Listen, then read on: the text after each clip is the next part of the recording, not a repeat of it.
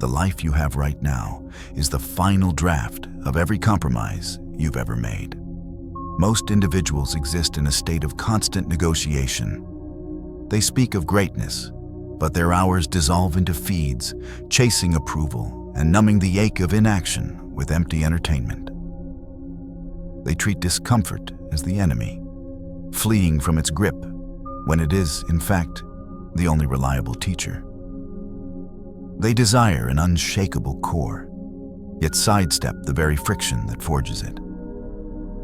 They exchange purpose for chatter, sacrifice for cheap thrills, and then question the deep, lingering sense of powerlessness. The unvarnished reality.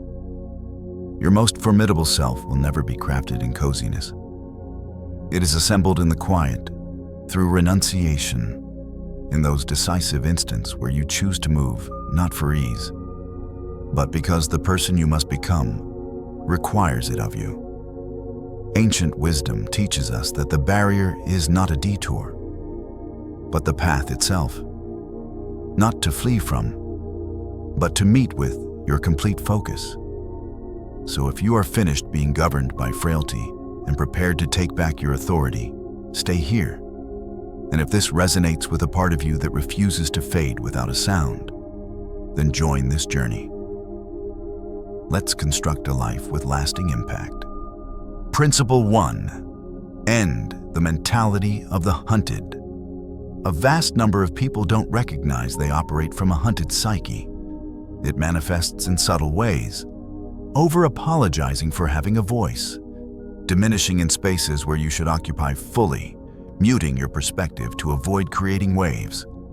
Prey navigates existence cautiously, perpetually measuring how to remain unseen, how to pose no challenge, how to minimize its footprint.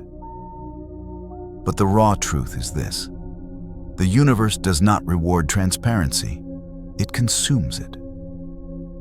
When you carry yourself as if you are merely attempting to get by, people detect it, and they adjust their behavior in response. They will talk over you. They will undervalue your contribution. They will probe the edges of your limits. Not from malice, but because reality itself recognizes the scent of hesitation. If you do not occupy your territory, another will claim it. This isn't a brutal law. It is a fundamental one. You are not designed to creep through your days hoping to avoid notice. You are meant to advance with intent. And intent does not mean being the loudest or most theatrical. It means being anchored, being solid, being completely present in the room. It is entering a space without the frantic hunger to be adored. It means no longer explaining your essence every other moment, because you already understand it. True assurance is quiet in that way. It is not a show. It is authority held in reserve. A profound thinker once observed that the greatest honor of a human life is to fully become what you genuinely are. Not what the crowd anticipates, not what makes people relaxed, but your authentic self. And that caliber of truth does not arise from appeasing. It is born from grounded presence. You don't need to invent a new persona to escape the hunted mindset. You simply need to cease acting as if you are less than what you already are. Stop performing modesty for the sake of fitting in. Stop pretending that fragility is a virtue. Start conducting yourself as if your being has weight. Because it does. Your vocal tone carries weight. Your posture writes a silent story. The manner in which you hold your name matters. When you enter an environment, you are narrating a wordless tale about yourself. Is it a narrative of agency or one of acquiescence? If you dislike the answer, you rewrite it. Not by speaking more, but by existing more deliberately. There's a chasm between enduring and actually living. Prey endures. It follows invisible commandments. Don't speak too loudly.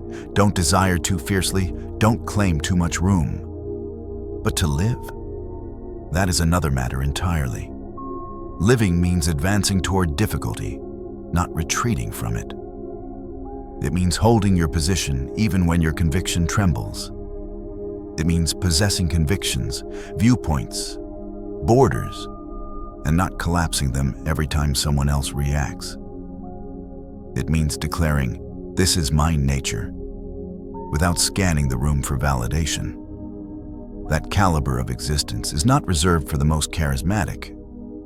It is for the most centered. To be centered is not to dominate others. It is to cease abandoning yourself. It is to stop fleeing from unease, to stop watering down your message, to stop waiting for an external permit to feel complete. Prey waits for authorization. You grant yourself the all clear. Yes, it will feel unnatural initially. The looks, the strained quiet, the resistance from those who preferred the more pliable, compliant version of you. But that unease, that is expansion. That is you shedding the costume and stepping into your true form. An ancient philosopher noted that our problem is not that we have little time, but that we squander so much of it. And a life conducted from the psyche of the hunted is the ultimate squandering. You are not here to tiptoe, you are here to sculpt. And sculpting demands presence. It demands steadiness. It demands the choice to carry yourself as if you have already earned your place. Because the instant you do, others will sense it. They may not favor it, but they will acknowledge it. And that is the aim. Acknowledgement over affection, integrity over popularity, potency over performance. The transformation starts the second you stop moving like prey. So inhale, lift your gaze, feel your stance, speak with aim, move as if you belong, because in truth, you always have. Principle 2. Forge an unfeeling focus. People rarely lose their potential in a single dramatic failure. They lose it gradually, imperceptibly, in the gaps between diversions. 1,000 screen taps, countless hollow dialogues, 1,000,000 thoughts that lead nowhere. 1 minute you're scripting your ambitions, the next you're lost in a digital argument with a phantom. This occurs not from laziness, but because their concentration has been plundered. In a reality engineered to fragment your attention, the capacity to concentrate has become a scarce form of strength. Not just the power to notice, but the power to guard your vitality. To declare, this is essential, and all else is not. Unfeeling focus is not about compelling yourself to sit motionless. It is about understanding your mission with such crystalline clarity that nothing else can contend. It is about selecting direction over sensation. And crucially, it is about evolving into the kind of individual who doesn't require external noise to feel vibrant. That species of focus does not emerge from scrolling. It is born from stillness, from regimen, from the silent voids most people evade because silence makes them confront a void within. But that emptiness is where lucidity is conceived. That is where concepts take shape. That is where your latent power begins to surface. Each time you pick silence over the feed, you reclaim a fragment of your mind. Each time you shield your attention instead of surrendering it to the nearest diversion, you become more difficult to manipulate. And in a world that profits from your fragmentation, being difficult to manipulate is power. Reflect on a standard day. How often are you genuinely here? How often are you executing what you intended versus what hijacked your focus first? The fact is, most exist in a state of reaction. They answer notifications, not intentions. And that reactive life steals their sharpness. Unfeeling focus crafts you into the person who finishes, who remembers what is vital, who delivers when others retreat. This focus is not emotional. It is not fueled by frenzy. It is fueled by lucidity. And lucidity comes from posing difficult inquiries. What am I truly constructing? Who am I becoming through these daily actions? What would my reality resemble if I stripped away the static? These questions are rarely comfortable, but they are indispensable. Because every day you avoid them, the world answers for you with diversions, with demands, with endless clamor that feels pressing but signifies nothing. This focus is also about constructing an environment that supports your psyche, not sabotages it. You don't retain applications that deplete you. You don't keep company that pulls you off path. You don't maintain routines that reward momentary pleasure but ruin enduring tranquility. Focus is not merely saying yes to your purpose. It is saying no to everything that weakens it. And when you live that way, when your daily choices resonate with your core values, you stop feeling fractured. You stop waking drained without cause. You stop wondering why stagnation persists. You start advancing like someone who knows the destination. You start feeling a quiet pride in how your hours are spent. A great mind stated that those who look outward dream. Those who look inward awaken. That is what unfeeling focus accomplishes. It wakes you from the dream of diversion and returns you to your authentic life. The life awaiting construction, the labor awaiting completion, the iteration of you awaiting expression. But you cannot touch that iteration if your mind is shredded into 10 directions each hour. You touch it by selecting one thing and dedicating your all. You touch it by releasing what does not cultivate you. You touch it by becoming sufficiently still to perceive clearly. An emperor once reminded himself that you command your mind, not external events. Realize this, and you will discover strength. That strength begins with focus. Cold, clear, unwavering focus. Not the kind you employ when conditions are ideal, but the kind that appears even when it is arduous, even when you are weary, even when reality screams for your attention. You stay locked. You stay devoted because you comprehend what is at stake. And the more you protect your focus, the more it shields you from remorse, from disarray, from the kind of existence that drifts past while you are occupied with everything except what matters. So ask yourself now, what if you guarded your mind as the ultimate treasure? What if your focus became so unfeeling, so clear, so impervious that nothing could divert you from becoming who you are meant to be? That is how you move differently. That is how you become impossible to displace. Principle 3. Govern your inner weather. Emotions hold immense force. They surge without summons, sometimes a tide, other times a blaze. And they demand an answer. You receive a message that stings, and before cognition engages, your fingers are crafting a reply. You feel slighted, so you pursue affirmation. You feel anxious, so you procrastinate. In those swift reactions, in those unchecked emotional surges, you surrender your authority. Every instance you allow a transient feeling to pilot your conduct, you hand over the controls. And softly, steadily, your life morphs into a sequence of reactions instead of conscious selections. But it need not be this way. Governing your emotions does not imply suppressing or denying them. It means acknowledging them without being possessed by them. It means granting yourself the room to feel without being commandeered. Because strength lies not in pretense, but in choosing with clear-eyed purpose. Most are taught to act on emotion instantly, to defend, to prove, to chase, to flee. But Emotional fortitude is the inverse.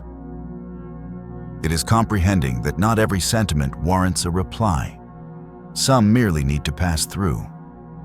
Feelings are akin to climate, some days stormy, others serene. But you don't reconstruct your house with each rainfall. You build robust walls, a solid foundation. That is what inner discipline is. The architecture that keeps you upright when your emotions attempt to drag you astray. A pioneer of the psyche noted that until you render the unconscious conscious, it will steer your life, and you will name it destiny. That is what emotional mastery grants you. The awareness to recognize rhythms and cease blaming the world for reactions you have not yet mastered. Recall the last occasion you regretted words or deeds. Likely, it wasn't from a lack of logic, but because you let emotion assume command. Perhaps pride spoke, perhaps fear, perhaps shame. In that moment, your choice sprang from a wound, not wisdom. But once you learn to identify it, to sit with it, to let the feeling transit without acting upon it, you begin to move differently. You start to respond with intent instead of reacting from pain. You feel the same anger, but instead of shouting, you observe. You feel the same dread, but instead of hiding, you prepare. You feel the same sorrow, but instead of drowning, you listen to its lesson. This doesn't render you cold, it renders you clear. You can still care deeply, love wholly, experience fully, but with command, with presence, with choice. Emotions transform into instruments, not shackles. They no longer drive. They ride as passengers. You utilize them to build, to comprehend, to connect. But you do not let them run your existence. This is a core teaching of enduring wisdom. Feelings are part of the human experience, but they do not define your character. How you respond to events is where your power resides, not in avoiding hurt, but in facing it with composure. Not in faking resilience, but in selecting it moment by moment. The most composed person in a space isn't passive. They are potent. Because when you can remain steady while others spiral, when you can think with clarity under duress, when you can feel profoundly yet still lead with reason, you evolve into a pillar others lean upon. Not due to perfection, but because you are anchored. And that species of presence doesn't just guard you, it elevates you. In connections, in enterprise, in life, people begin to trust your judgments. They notice your constancy. They respect your quiet more than another's noise. You need not dominate a room with feeling. You fill it with grounded being. And that being is forged in moments of restraint. A philosopher wrote that the most potent individual is one who holds command over themselves. That is the aim here.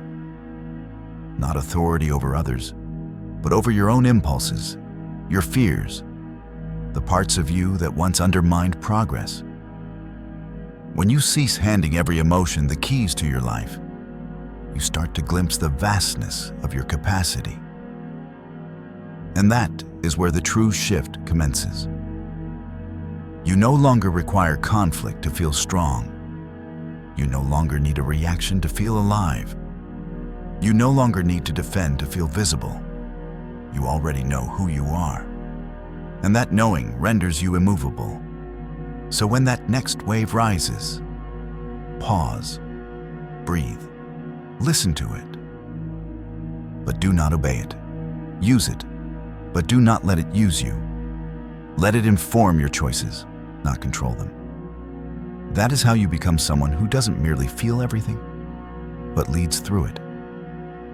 That is how you stay rooted in gales. That is how you govern your inner weather, instead of letting it govern you. Principle 4. Let discipline be your engine. Discipline is not loud. It does not clamor for applause or perform on a stage. Discipline is quiet. It is built in darkness, in the minute choices no one witnesses, in the moments where you could excuse yourself but choose not to. The majority crave the rewards of growth without the burden of consistency. They want the fortitude, but not the forfeit. The reality is, everyone feels driven when it's simple, when it's thrilling, when energy is high and the path is bright. But what of the times when it's bleak, when you're exhausted, when nothing propels you forward except your own pledge? That is where the line between mediocre and remarkable is etched.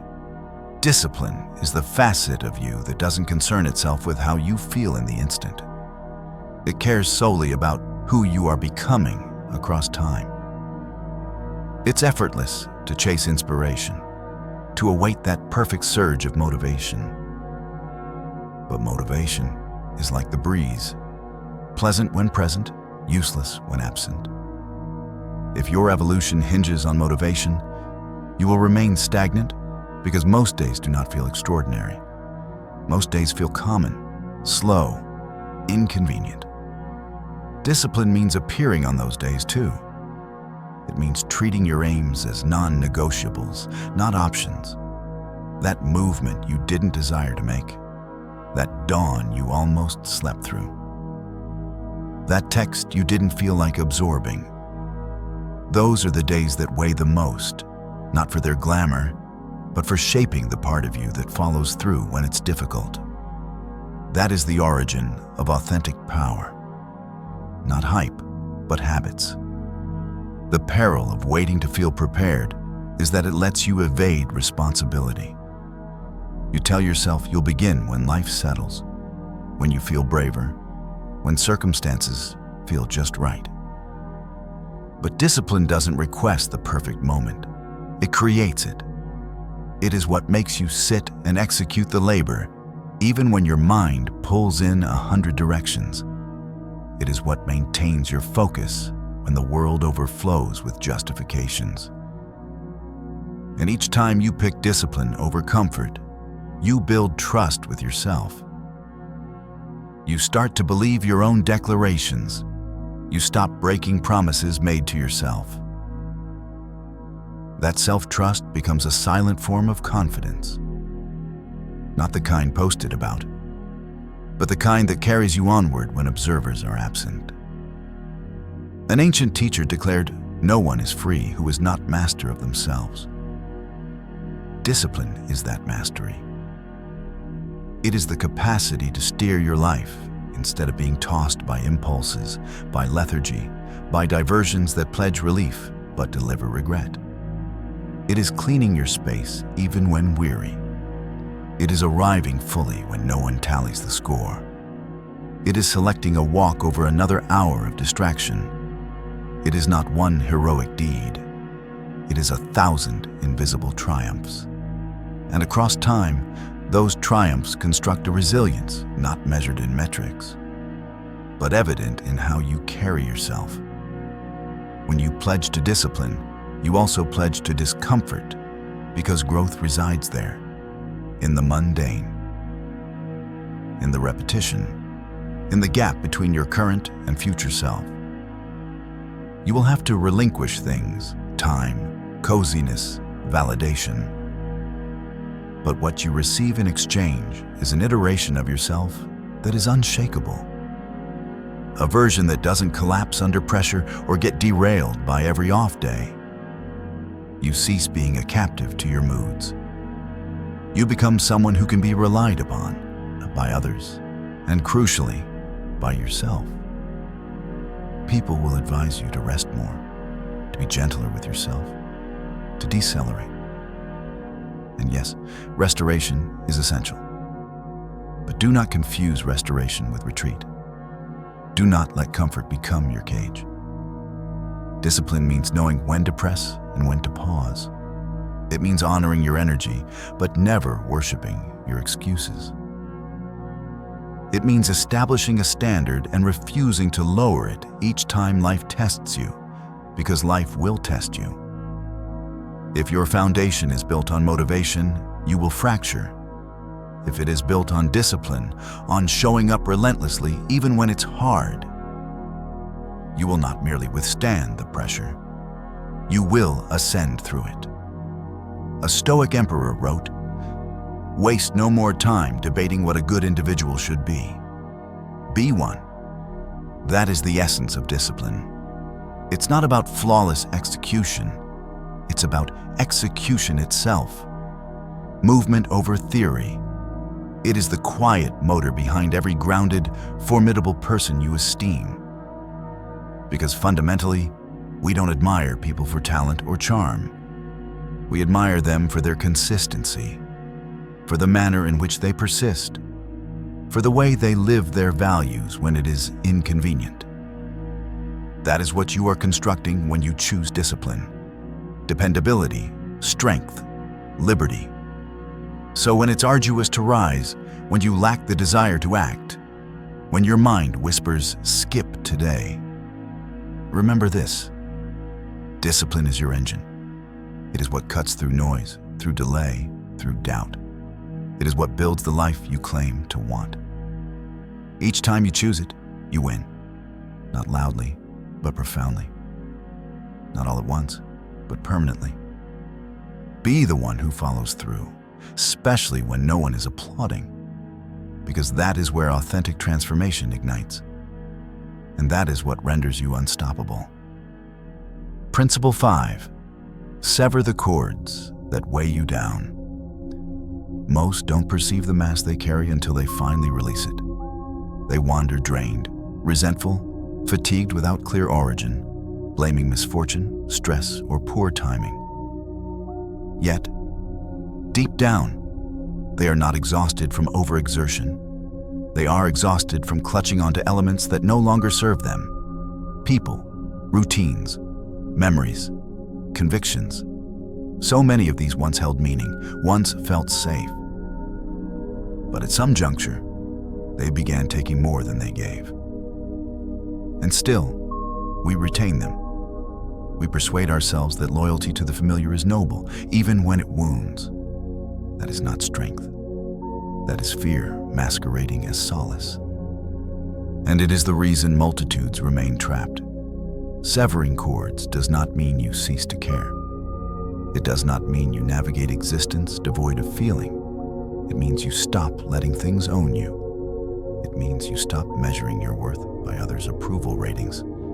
You stop permitting another's turmoil to become your daily atmosphere. You stop remaining in dialogues that leave you questioning your value. There is no honor in perpetually sacrificing your peace merely to prove loyalty. Loyalty should never cost you your sanity. The truth is, most of what drains you is no mystery. You know it precisely. But voicing it aloud makes it real. And real things compel decisions. This severance is also about reclaiming your power from within. For it is not merely people or situations that drain you. It is your own attachments to the person you believe you should be, to that flawless ideal you chase, to the pressure to never disappoint, to the fear of letting others down if you choose yourself. These are not mere thoughts, they are chains. And the more you nourish them, the more they blur your identity. You start enacting another's script. You become a character in a life you never authored.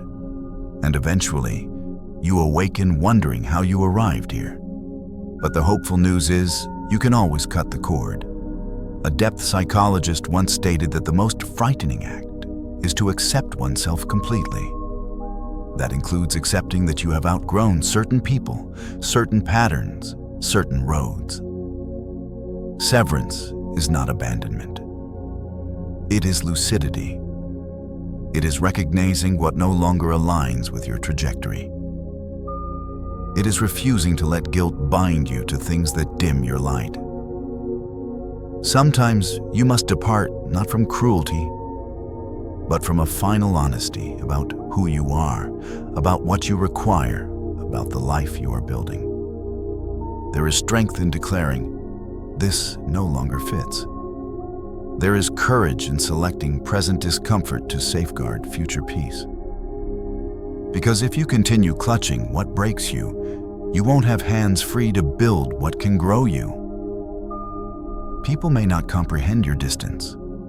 They may label it selfish. That is acceptable, because this severance isn't about them. It is about reclaiming your time, your energy, your focus. When you stop reacting to every poke at your insecurities, you become lighter, sharper, clearer. You stop being yanked in 10 directions by emotional triggers.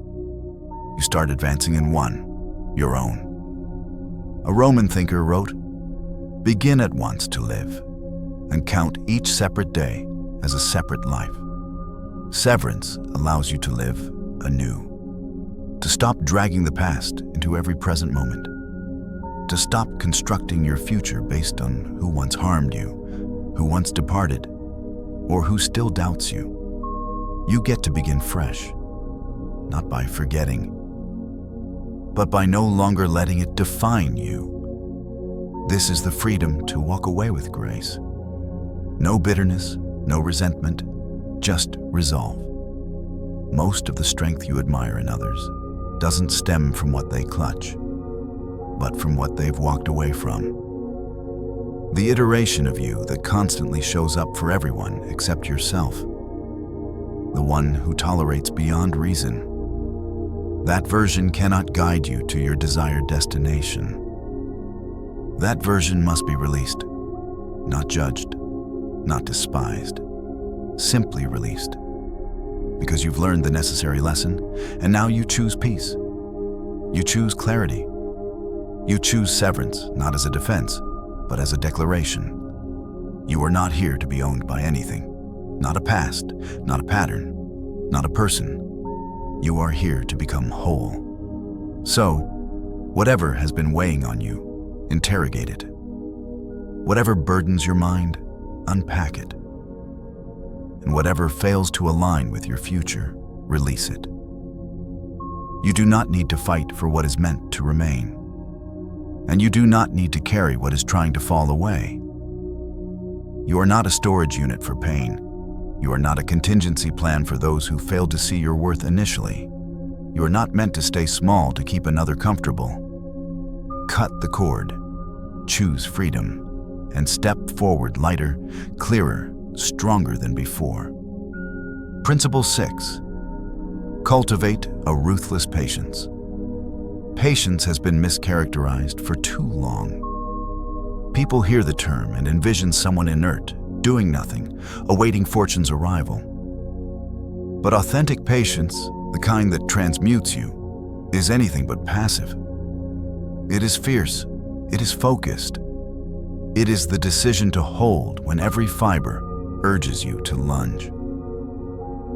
It is maintaining your position while others charge ahead, not from weakness, but because you know your moment approaches. The majority exist in haste. They speak before thinking. They move before seeing clearly.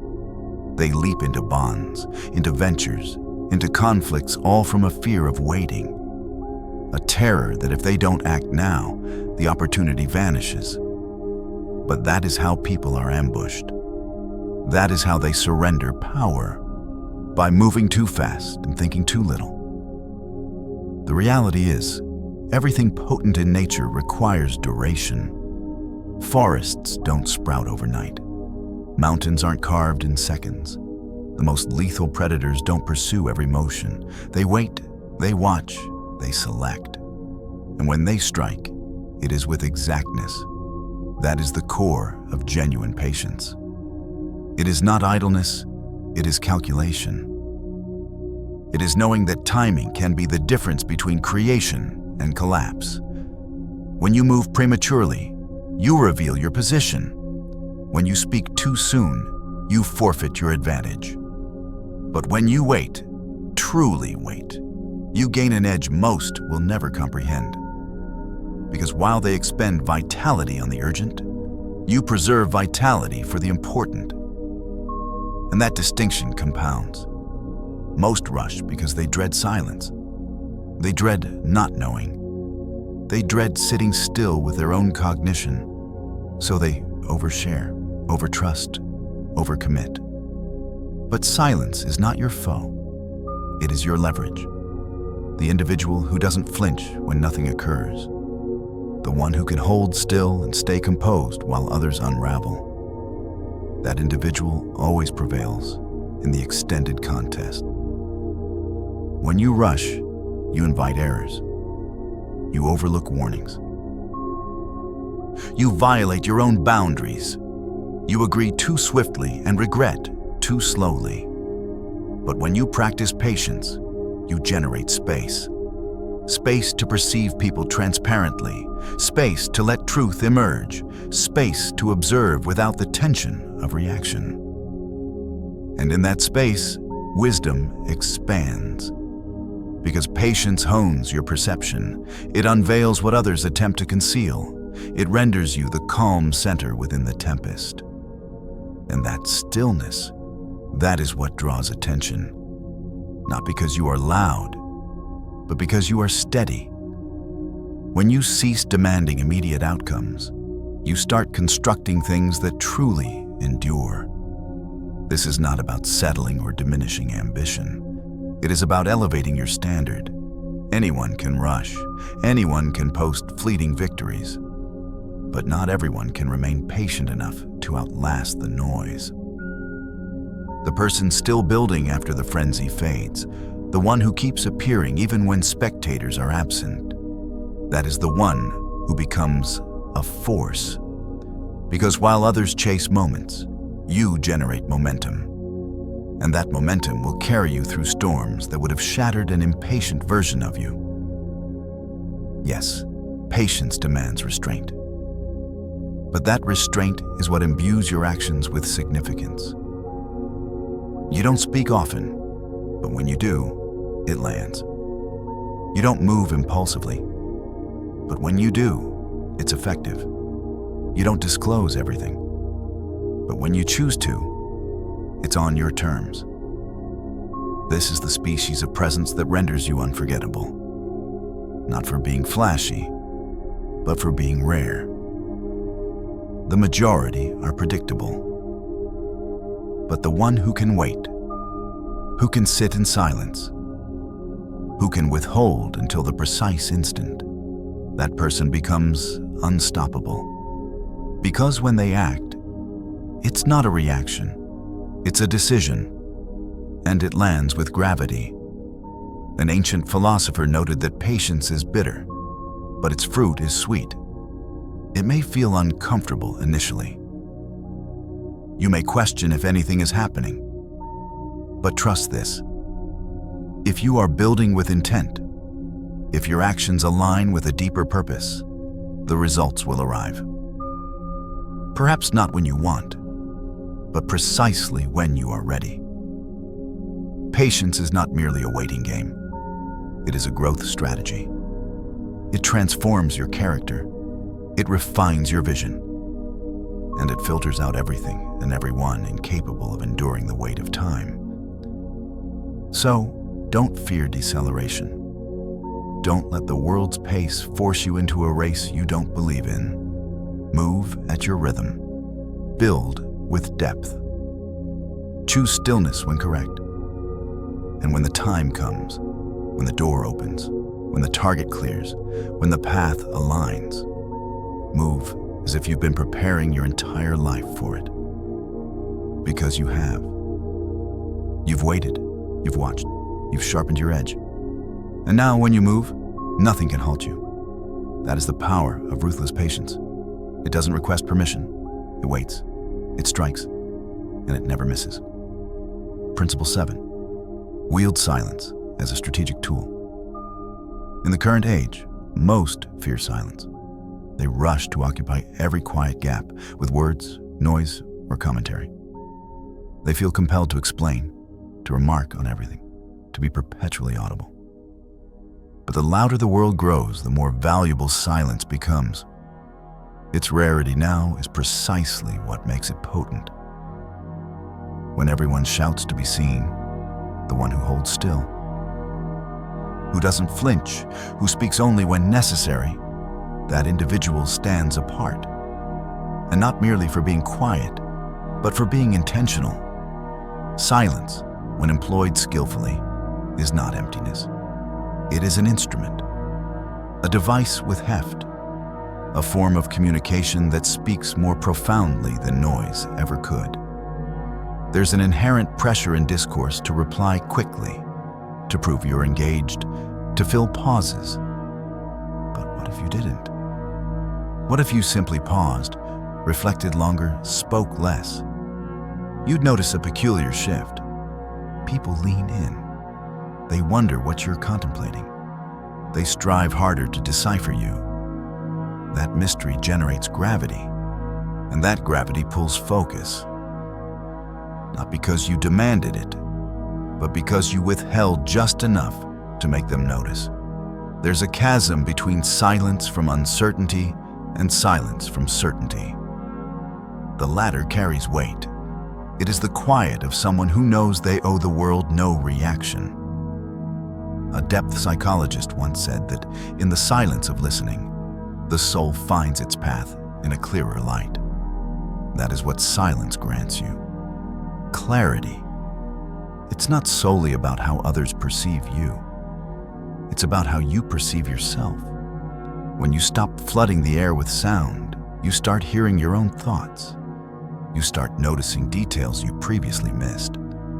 You start detecting subtleties, tone, tension, intention, that only reveal themselves when you're quiet enough to capture them. And in those observations, you gain authority. Because when you understand a room better than anyone in it, you need not dominate it.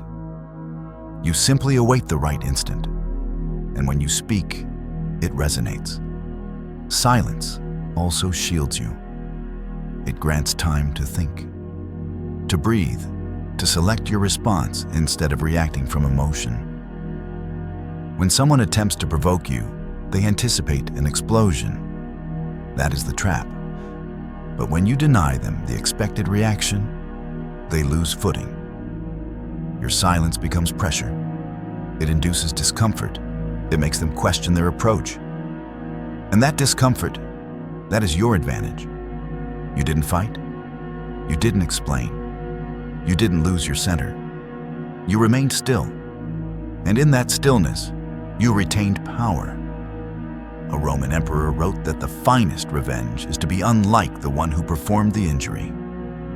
That means not responding in kind, not descending to another's level, not reacting merely because it's expected. Silence is how you rise above without uttering a word. It is how you choose peace without displaying weakness. It is how you preserve your dignity while others discard theirs in a scramble for visibility. You'll also observe that silence cultivates presence. When you enter a space and say little, people take note. They grow curious. They sense something distinct. You need not be the loudest to earn respect. Often, it is the one who speaks least who holds the most sway. Not from shyness, but because they've trained themselves not to speak unless it serves a purpose. And that is what makes them memorable. Their silence isn't absence. It is potency held in reserve. This doesn't mean you never express yourself. It means when you do, it matters. Your words carry more meaning because you didn't waste them. People listen more closely because they know you don't speak merely to occupy space. That is what grants your voice its sharpness, its edge, not volume, but scarcity. Silence, used wisely, is precision. It says more by saying less. It chooses depth over din. And it understands that real influence doesn't always announce itself. So the next time you feel the urge to over-explain, stop. The next time someone tries to bait you into debate, pause. The next time you feel pressured to share merely for acceptance, pull back. Observe instead of react. Choose stillness over noise. Let people wonder. Let them reach. Let them project. Because in that silence, you remain in command. And in that command, you build something most never will. Respect without demand, presence without performance, and power without noise. Principle 8. Earn regard. Through being, not asking. Regard is not something you request. It is not earned through verbiage or won by charm. It is constructed instant by instant through how you move, how you hold yourself, how you respond when witnesses are absent. People don't respect you because you desire it. They respect you when they observe you living by principles and refusing to bend them for comfort or attention. That is the nucleus of it. If you pursue regard, you surrender the very authority that creates it. The moment you strive to prove your value, you forfeit a portion of it. But when you stand solid in your nature, when you no longer require being liked to feel complete, that is when people start attending. Authentic regard is built through action, through consistency, through quiet fortitude. It is built when your words align with your behavior, when you don't tolerate certain tones, even if it means walking away. It is built when others see you remain calm under duress, when you don't erupt simply because tension mounted. It is built when you follow through, not only on pledges to others, but on those you make to yourself. Because how you treat yourself forms the foundation for how others will treat you. If you permit yourself to slide on your own values, don't be surprised when others follow suit. A psychologist noted that the world will ask you who you are. And if you don't know, the world will tell you. That is the danger of not owning your space. If you don't set the tone for desired treatment, someone else will, and not always with regard. That's why you must lead with clarity, not by demanding respect, but by embodying it. You needn't yell. You needn't posture. You simply need to move in a manner that states, I know my nature, and I don't require your permission to be it. People feel that. They adjust around it. But earning regard also means enforcing consequences. That is where many falter. They set boundaries, but don't uphold them. They declare what they won't tolerate, but when it happens, they excuse, justify, or stay mute. That gap between declaration and action is where regard evaporates. Because people don't heed what you permit once. They watch what you continue to permit.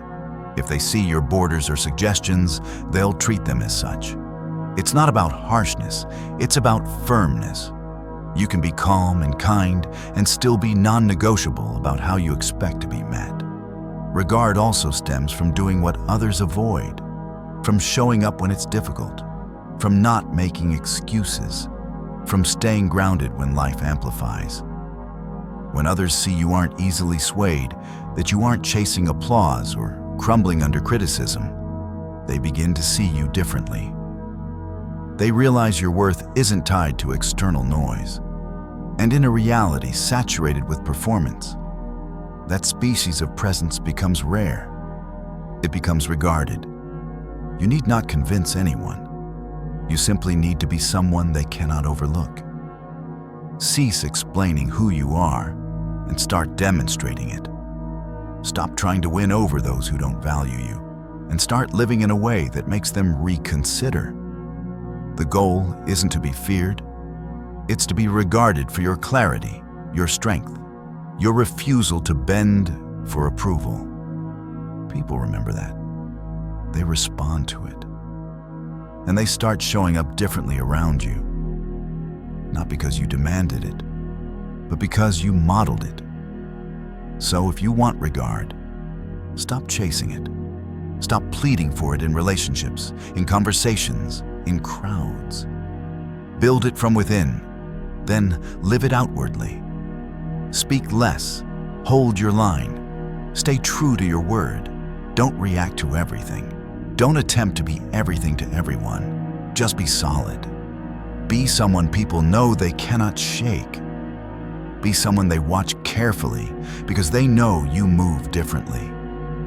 That is how you become indelible, not through noise, but through silent strength. That is how you earn regard without ever needing to ask for it. Principle 9. Construct a legacy, not a lifestyle. The majority are occupied chasing a lifestyle that appears impressive on the surface, but feels hollow when illumination fades. They pursue comfort. They pursue attention. They pursue transient highs disguised as objectives. And they exist in a cycle of quick victories and shallow applause, perpetually needing something novel just to feel vibrant for a moment. But that species of life fades swiftly. It doesn't leave a mark. It doesn't echo. It vanishes the instant the noise subsides. That is the peril of building for now instead of building for forever. The question isn't, how good does this feel? It's, what will this signify when I'm no longer present to explain it? That is what legacy demands. It asks you to build not only for your life, but for the life that follows yours, for the impact that speaks in your absence. Constructing a legacy doesn't mean chasing fame. It doesn't mean striving to be remembered by the masses. It means making your days count. It means stacking significance, not merely currency. It's creating something that holds weight beyond you. That could be the manner in which you treat people, the standards you uphold, the values you refuse to bend, even when observers are absent. It's the discipline you maintain, the battles you select, and the quiet way you stand firm when life attempts to diminish you. It's not flashy, it's not loud, it's consistent, intentional, daily. People often believe legacy is about one grand moment. It is not. It's about thousands of minor ones, repeated with care, repeated with purpose. That is how you transition from noise to substance. A philosopher-emperor once wrote that what we do now echoes in eternity. That is not a metaphor, it's a reminder. Every choice creates ripples. Every decision shapes a narrative. And each time you select what's right over what's easy, you carve your values into the structure of your existence. Most chase the weekend, the vacation, the next trend. But that is not your path. Your path is deeper, it's quieter. It doesn't always come with applause, but it comes with self-regard. It comes with clarity. It comes with peace. Because you're not living for the instant, you're living for what the instant will mean 5 years forward. Building legacy means taking ownership, not blaming the world, not waiting to be chosen. You choose yourself. You lead yourself. You stop expecting a rescuer and start being the example that elevates others through action, through discipline. It's awakening each day and inquiring, what am I constructing today that will still matter tomorrow? Perhaps it's your venture. Perhaps it's your health. Perhaps it's your children. Perhaps it's the way you conduct yourself when no one observes. Legacy needn't be colossal. It just must be authentic. It must stand for something. A depth thinker stated, "You are what you do, not what you say you'll do." That line carries weight because legacy is never inscribed in intention. It's inscribed in behavior, in action, in repetition. It's insufficient to want magnitude. You must build it, brick by brick, day by day, and yes, it's arduous. It requires sacrifice. It asks you to walk from easy pleasures from comfort, from diversions that steal your time but return nothing. You don't build a legacy by living like everyone else. You build it by being willing to do what most will not. Legacy is also about truth, about living in alignment with who you genuinely are, not who the world instructed you to be, not who your past attempted to mold. That means shedding old habits, releasing people who don't grow with you, saying no when necessary. Standing firm when folding would be simpler. It means executing the difficult tasks even when spectators are absent. Because you are watching, and your future self depends on your present self to appear. A Stoic thinker wrote, "While we wait for life, life passes. That is the danger of waiting to commence. You believe you have time, but time isn't promised. What you have is now, and what you do with it becomes the story of your life. So make it a story worth reading, a story built on purpose, not performance, a story built on strength, not shortcuts. You needn't be flawless, but you must be intentional. Every brick matters. Every decision builds, even when it seems slow, even when it feels insignificant. So today, ask yourself, what am I constructing that will still matter when I'm gone? Not in a dramatic sense, but in a real, quiet, grounded, lasting sense.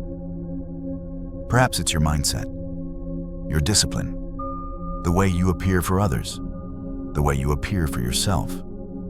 Stack the bricks. Stack them slowly. Stack them when no one sees. Stack them when you're fatigued. Stack them when you doubt. Because one day, those bricks will become a structure no one can ignore. A structure built not for comfort, but for legacy. You were not born to be a flicker. You were born to be a flame.